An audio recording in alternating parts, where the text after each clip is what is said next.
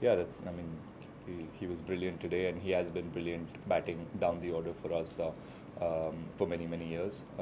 That's what we expect of Jadeja, and he's proven that he can do this, and he's done this for so many years. So really happy that firstly I could stitch a partnership with him when he came in. It was really needed at that stage, and then he went on to score 70, 80 runs with the Taylor, which was, every run today was crucial for us just to get past that follow on firstly and see how much or how many runs we can put on board. So he made that possible, and yeah, he's a very experienced guy. He's played there for for so many years, so he understands exactly what he needs to do and how he needs to perform and get runs for the team at that stage.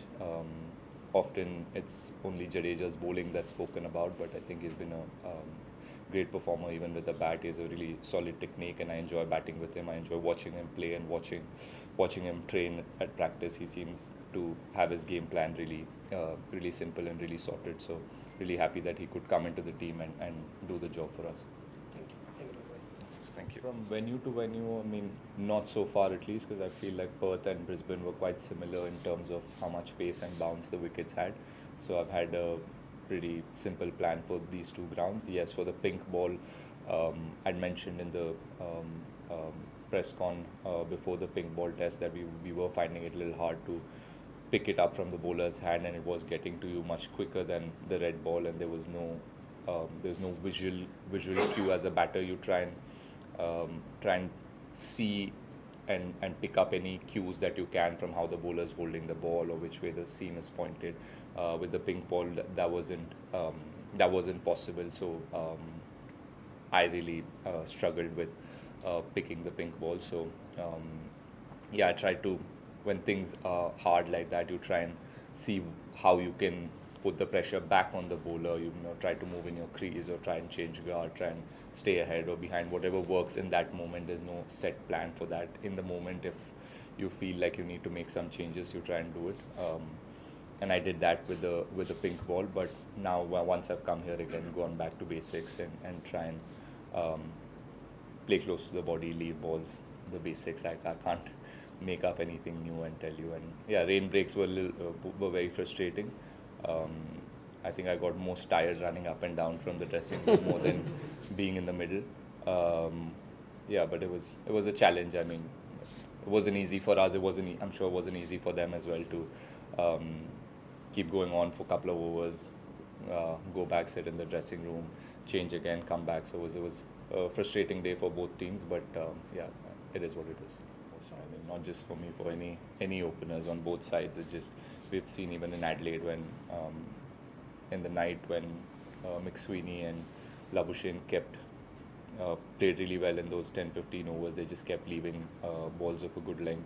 That's a good thing about playing here in Australia. If you get used to the pace and bounce, you can trust the bounce and you can leave balls on bounce, and that's something that they showed us in the last game, and they did that really well. Yeah, so for me, I mean, it's as important. Like I said, it's something that you have to do when you travel overseas and when you're playing quality fast bowlers. You have to respect the first 20-30 overs. You have to respect if the ball's moving.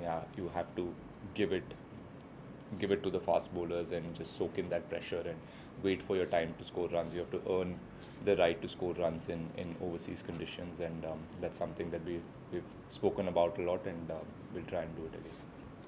I think, see, I'm quite certain that everybody has their own set plans and they're clear with what they need to do. You also need to have a bit of luck as a top order batter. Just a little bit that goes your way. If you can get through those first 10-15 overs and get a bit of confidence, then you start feeling good, and you start enjoying playing with the Kookaburra ball, with the pace and bounce here in Australia. And if you look at all our batters, everyone enjoys playing on fast bouncy wickets. We don't mind it. So it's just about getting through those first 20-30 balls for everybody, and everyone's trying their best to do that. And it's a long series, so we've played 3 games, 5 innings now, so I'm sure everyone will go back and come up with their own plans in the next time we bat or in the next couple of games.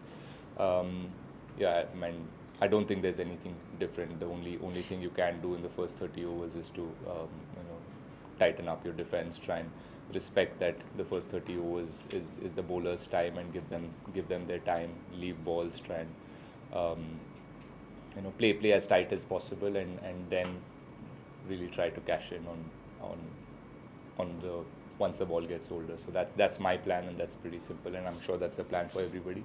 For some people it works on a given day, for some it doesn't. So we'll all come back again in the next innings and try harder, get those runs, and yeah, don't have to try and do it with a boundary. You can still knock it around, get those singles, because they'd spread the field, so those singles were there to be taken. So just to stay a bit more patient, because we saw just before the message went out, Akash tried to, I don't know where he tried to hit it, but he tried to hit a boundary. So just a message to calm it down and see if they can get 5 or 6 singles and get the follow on.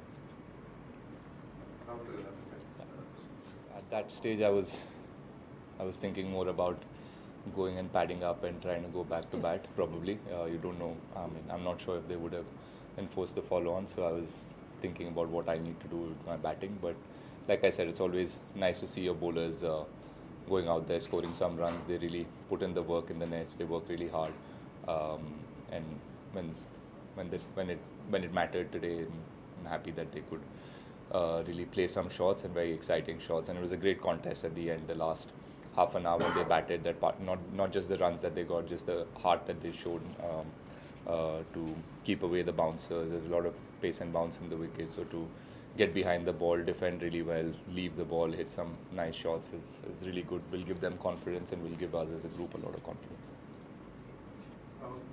When the lower order chips in and scores runs, that's something that we discuss a lot in our meetings, and the bowlers work really hard on their batting as well. And so yeah, it's really good to see that they could go there and get that little partnership, and avoid the follow on makes a huge difference.